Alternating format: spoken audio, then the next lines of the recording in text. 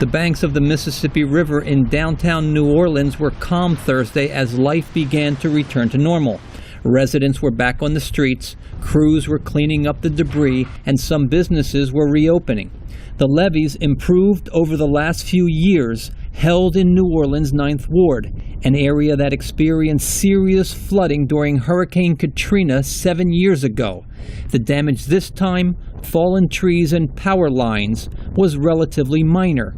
The 9th Ward is also where actor Brad Pitt and the Make It Right Foundation built hurricane-proof homes for some residents. This time, I thank God for Brad Pitt. Gloria Guy lives in the 9th Ward. When Hurricane Katrina flooded her neighborhood, she waited 9 hours on the roof of her house before being rescued.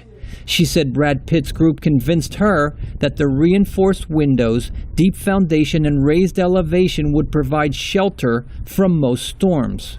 And he told me, I ain't got nothing to worry about because it's 9 foot off the ground. And he said, if something comes, you ain't got to run, stay. And I stayed. So I didn't have no problem. The only thing, the electric went out. That was the only problem.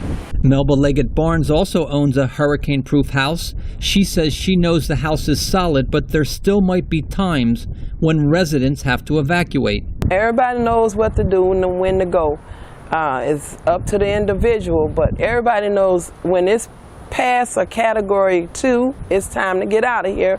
I don't care what kind of house you got. Barnes and more than 1 million residents in the region were without power due to the storm, but she says overall, residents of the 9th Ward were lucky this time. Brian Padden, VOA News, New Orleans.